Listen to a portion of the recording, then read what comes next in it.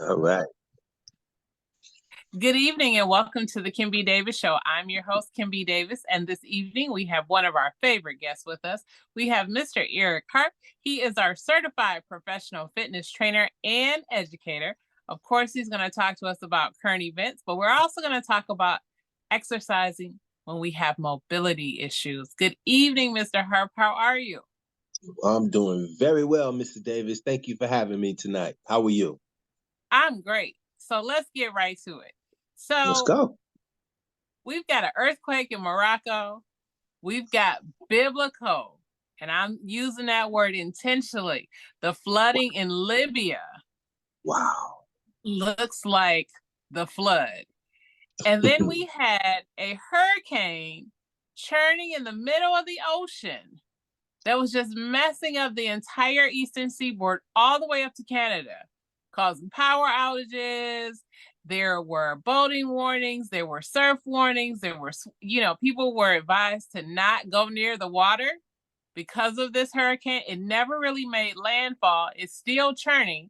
It's a category 1. From what I understand, it's up towards Maine, still heading towards Canada. Man, and then, of course, we have the always ever present Donald Trump, who has something new going on. So, Mr. Hart, get us started. Talk to us about what's happening. Well, the last one, only in America. Yes, only in America. um, First off, there is a God, and Yes. that God is powerful. Mm-hmm. That God does have mercy, because Mm-hmm. things could be much worse. Absolutely. Only in America, Mm-hmm. people don't believe in climate change. Right. Um, you know, disasters. We have experienced. This is not the first time. I mean, this is going back many months. But you and I have been discussing weather tragedies, Mm-hmm. tragedies due to weather, Mm-hmm. and the flood in Libya. That's just wow.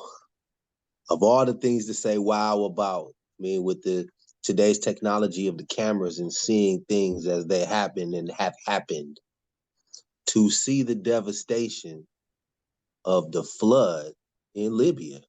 Mm-hmm. I mean, the way it has almost devastated the entire city. Yes. Uh, Mm-hmm. I mean, it's just wiped out. It's just devastating to see the way it's just wiped out people and wiped out buildings and homes and roads, and the way that their infrastructure is. It's just amazing how the water has damaged that. Mm-hmm.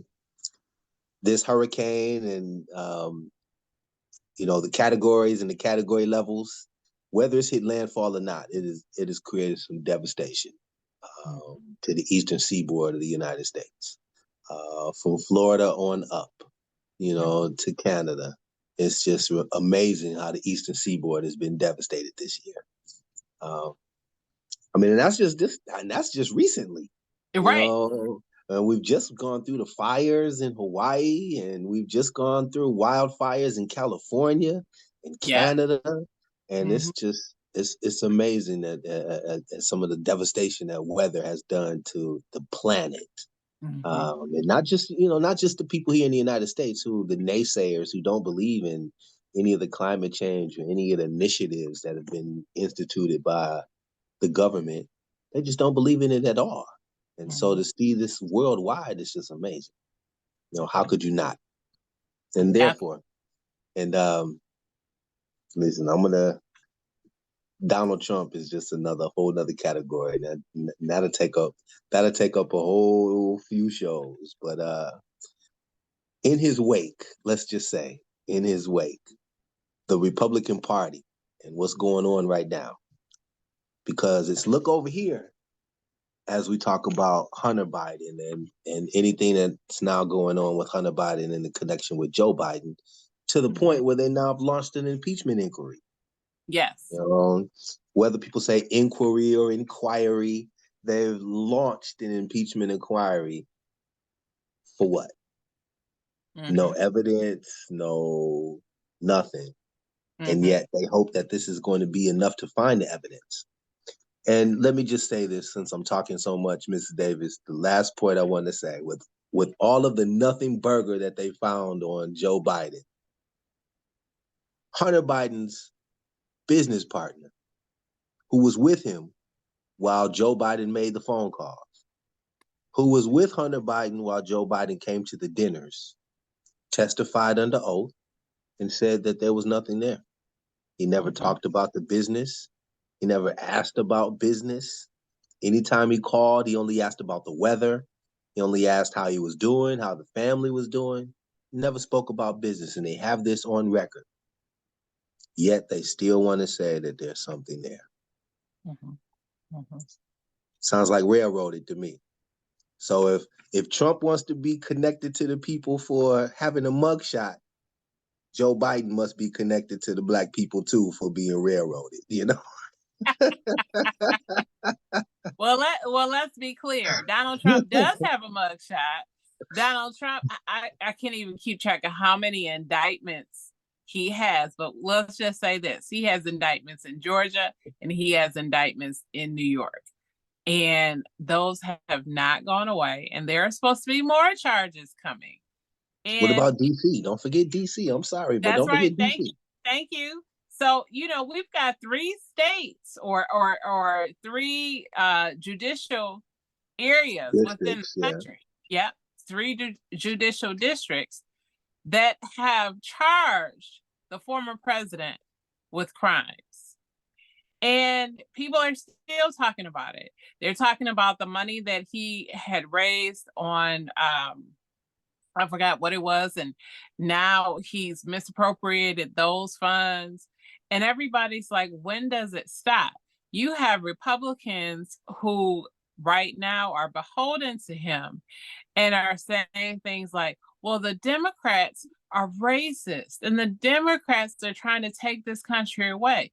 But yet, on the Republican side, those are the ones that are making the laws that are being prohibitive against women, that worked tirelessly to make sure that affirmative action was struck down by the Supreme Court. That wasn't a Democratic maneuver. That was a Republican maneuver. So it's interesting to me, and we talk about this. It's almost like you're in a sci-fi or a horror movie where you're like, oh, this is the other side where all the bad things are good and all the good things are bad. A topsy-turvy world. That's what happened. Now, let's not, I want to be fair. On the Democrat side, the narrative right now is that President Joe Biden is too old for a second term. Yeah. Yes. And so they're interviewing some of the top Democratic leaders and asking, well, what about Kamala Harris? And then they have some of them going, let's see. And those type of answers are not instilling any confidence in anybody. And so they allow the narrative to continue. And so, not that there needs to be anybody to run against Joe Biden in the primary, but in case there's someone then you had Kennedy. And now you have the Kennedy descendant, Robert Kennedy Jr., now complaining that the Democrats don't want him and that he's going to run as an independent because Democrats don't want him. And now he wants Secret Service protection. And now he's upset that Joe Biden and the president or the White House or whoever makes that decision won't give him Secret Service protection because he's a Kennedy. And as a Kennedy, somebody might do him like they did his father and his uncle. And so he deserves Secret Service protection. I didn't know that was a thing. It is a thing, but it's not until your candidacy becomes serious in nature. And that has to do with fundraising, that has to do with popularity and anticipation of votes. And so if you become a serious contender, for example, when President Barack Obama was running, I believe they gave him Secret Service early. One, he was a serious contender. However, he wasn't quite at the point where he should have been. But the problem was he had too many people threatening him and his family. And so they gave it to him a little bit early. But he was still a contender, and you could see that he was going to be a contender. And so you have to be someone who has a serious campaign. You just can't come out and say, well, I don't care who you Before the are. primary? Right. I'm Yes. sorry, before the primary? No, I believe it's after. I believe it's Okay. after. Okay. So you Well, have hey, to. I wish him luck then. I wish him the best. I wish him the best. I had no clue that he could complain this early and ask for protection. But hey, it's coming whether he wants it or not. You know, he'll Right. get it at the appropriate time. Absolutely. If he I is don't a feel too serious bad for him. Then.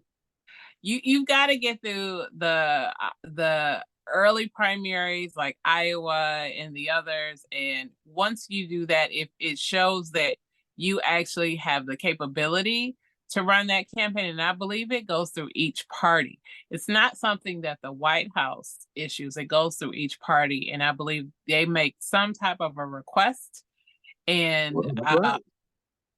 and then it's decided.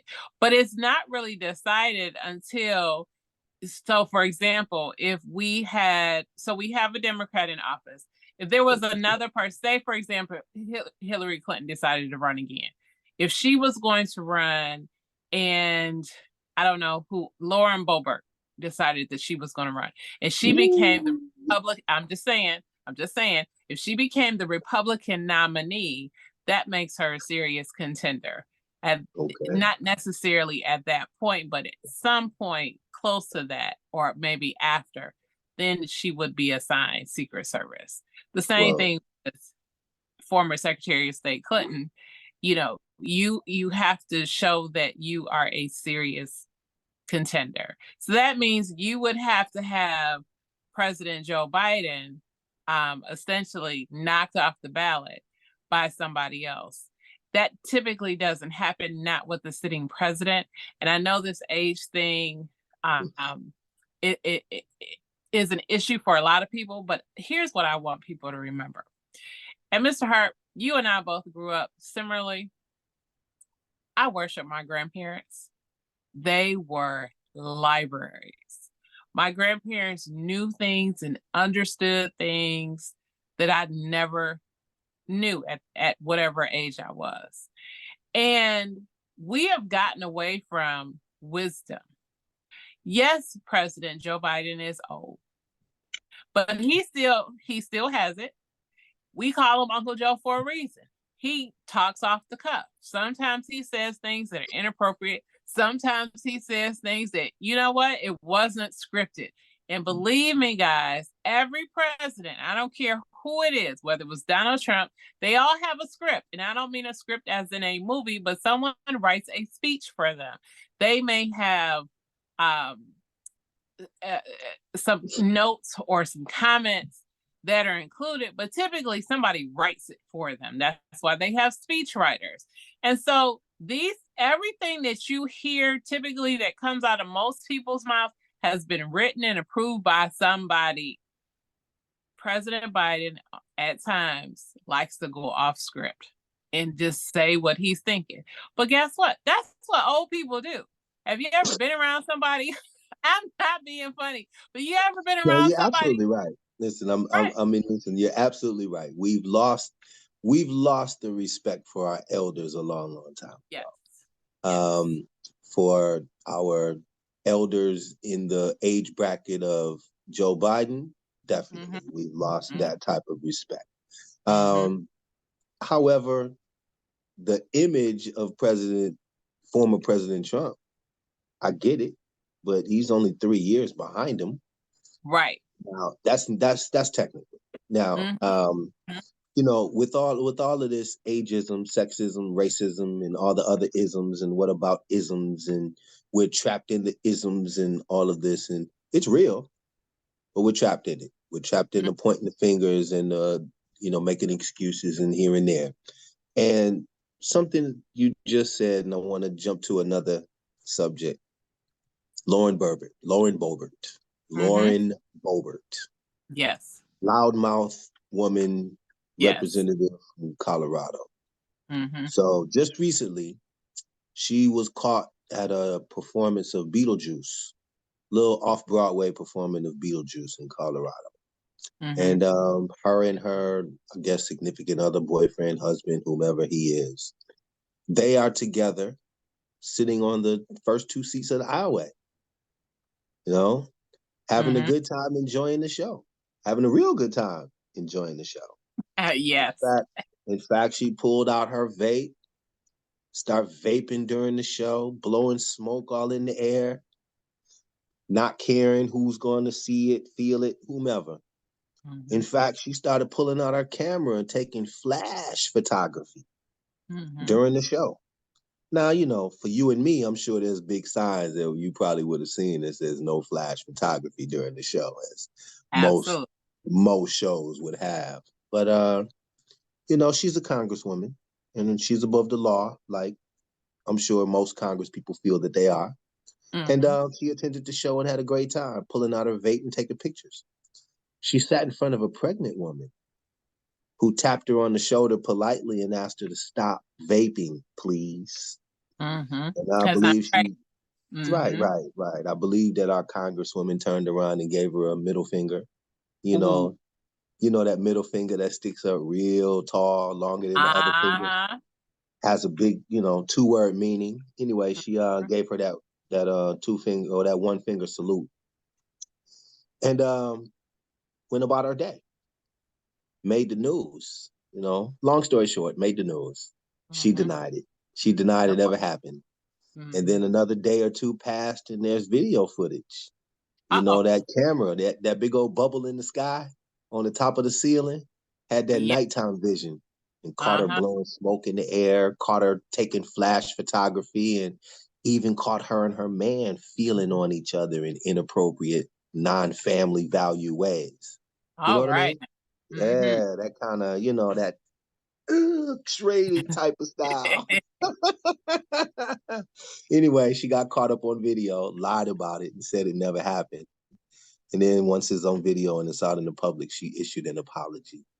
So that's where we are right now with our fair maiden Congresswoman Lauren Boebert, who's up for re-election coming up. And, I found out she won that last election by only 5 votes. Exactly. This is the importance of why we have to vote. Got to vote. Don't let anybody tell you your vote doesn't count.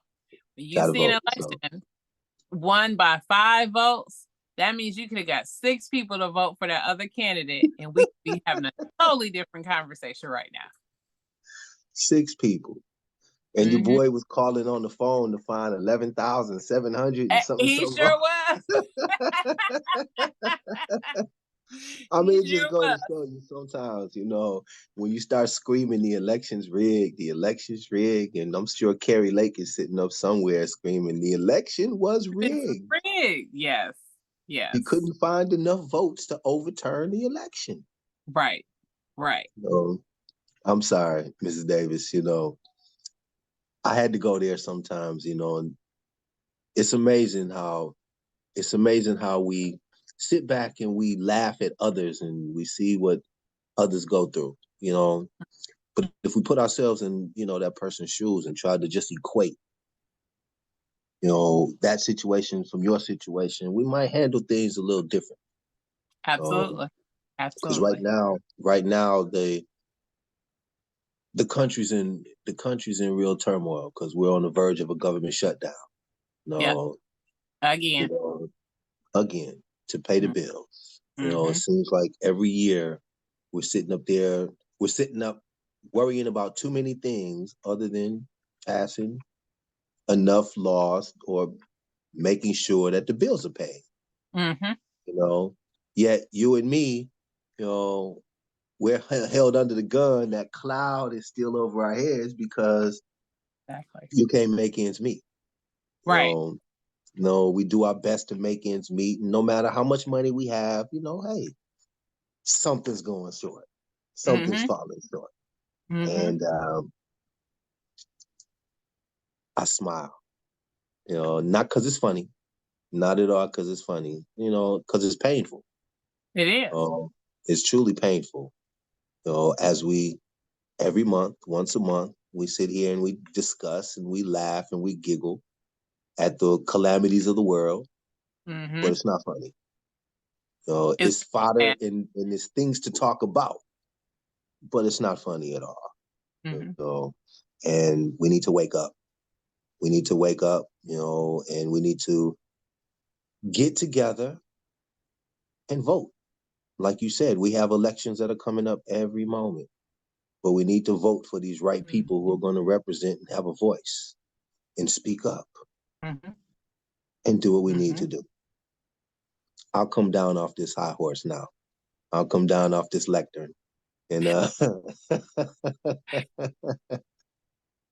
I'll take a breath now. Absolutely.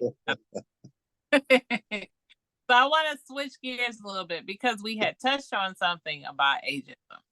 And Yes. it's amazing to me because I just saw a study that was talking about dementia, and it was talking about how staying in shape, being fit, helps to ward it off. And I know we've talked about the biggest muscle in our body, but Mr. Hart, what should people do? Say they've had surgery, they are struggling to walk because arthritis or other issues are impacting them, or they just have mobility issues because they just have sat for so long that it takes a minute for them to do things.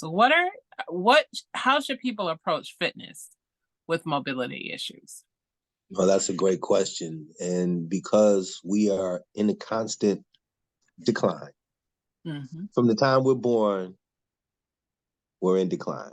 Mm-hmm. Okay. The truth of the matter is that one day, we're gonna die. We're Mm-hmm. gonna expire. And so some of us age quicker than others. Some of us have mental issues, as you were Mm-hmm. mentioning. Dementia is just one of our cognitive issues, Mm-hmm. neurological disorders. And so there are issues that will affect our motor skills, how fast that we can react to things, how much we can handle, how, uh, in essence, how mobile we can be. Okay. And I myself am going through an injury right now. So as I am recuperating and working with others that are recuperating from serious injuries, um, the biggest thing is having to take it slow. Mm-hmm. If you're coming from an injury, um, being once able to do something at 100%, now having to realize you can only do it at 50%, Mm-hmm. 60%. You're working your way back up to 100%. But right now, you're only at 60, 65%. And you have to accept that. You have to mentally accept it so that we can physically exert as much as we can. Mm-hmm. Not too much so that we injure ourselves, but enough that we can recuperate. Okay. Now, Okay. for those who have um, more permanent mobility issues, what we do is we establish a base. We establish where we are and find out how far we can go from there. Okay. But what we do is we establish a base. So we find out what we can move, what to what degree we can move. Okay. Mm-hmm. Um, and then we stretch to what degree we can. And then we work those muscles. We work those muscles, we work those ligaments, we work those areas. And again, various parts of the body. But let's just say for the camera's angle, for the head, we want to see how far we can move with the neck. Okay, what's the mobility of the neck? Side to side. Mm-hmm. Okay, we want to go around. How far can we move? We establish to what angle we can move the neck. Okay, once we find out what our parameters are, then we can go ahead and establish movements. We can do exercises. We can take weights or resistance and work different things so that we can strengthen our neck muscles. We can work around the neck and into the Mm-hmm. shoulders in different areas. So as an example, we start from there. So Okay. once we find out what our limits are, then we go ahead and work within those limits. We work within those parameters.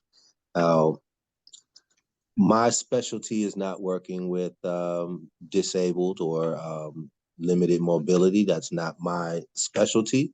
However, that is what we do is we work with our parameters and continue movements. Now let's jump back a little bit when we get into Okay. dementia. We get into the benefits of exercise and the benefits to stave off some of the aging process. Okay, what we Mm-hmm. want to do is we want to constantly move. We want to keep moving. Okay, yeah, we know our limit. We know our limitations. That's fine. Now let's move. So if you can walk, walk. If you can run, run. And I've said this many times: get out, play with the children, walk the dog, do something. But we want to get out and move. And the more we move, the more that we can keep our body conditioned, the more we can stave off the aging process. The endorphins, all the chemicals that run through our bodies as we work out, all of the negatives that we release as we work out. Okay. So the more we work out and the more we breathe and bring in the oxygen that works through our bloodstream and our nervous system, now we can expel all the carbon dioxide and all of the negatives that we need to get out of our bodies. Again, that keeps us moving. It keeps us more healthy. Okay. So the benefits of Mm-hmm. exercise, the neurological benefits of exercise come from working the cardiovascular system. The cardiovascular system, our muscular system, and our nervous system all work in conjunction. And this is why our brain is the biggest muscle. It's not just for conditioning ourselves to do it, but also to keep the benefits of the brain, to keep our brain the healthiest muscle and organ that we have in our body. So, not to get all convoluted too much with your audience, Mrs. Davis, but the simple part is that they all work together. All three systems work together, and all we need to do is to keep moving, keep exercising as much as we can. We may not run as fast as we can, but as long as we can run, we're in the game. Okay? And work with your doctors. If you have a doctor, physical therapist, if you're working with a physical therapist. If you have a partner, get your partner, your husband, your boyfriend, your significant others, whomever that might be. Get them out there and start working out. And the benefits of working together, healthy brains for the both. And I'll go ahead and I'll let that rest at that. Excellent, excellent points. So one last question, Mr. Harp, because I've heard you say this before. You've talked about water aerobics, we've talked about chair yoga, and different things like that. Are those things that you would recommend to someone with mobility issues if they were able? Definitely, definitely. If your local gyms or if your local gyms or recreation centers have chair workouts, I definitely recommend it. To be able to sit down and lift your legs from sitting position keeps your legs going. There are pedal bikes that you can sit down, ride a bike, and just pedal. Keeps your legs moving, keeps your thighs, keeps your hips in motion. Um, there are pedal bikes that you can use with your arms so that you can keep your arms, your rotator cuffs. As long as we can keep our arms, our shoulders, and our backs in motion, our legs, we can do this from a sitting position. And then water. Water is ultimate because the water takes a little bit of the gravity away. Okay. Not only is it relaxing and therapeutic for our bodies just to be in the water, but to turn it into some exercise. So if you're in a pool, run to the other side, walk fast, bounce a little bit, jump up and down, utilize what you can, Keep your ankles in play. Soften your knees so that your knees are fluid while you're in the water. Use your hips, dance and water aerobics. There's many classes that gyms offer. So if you could find a gym with a pool, please take advantage of it.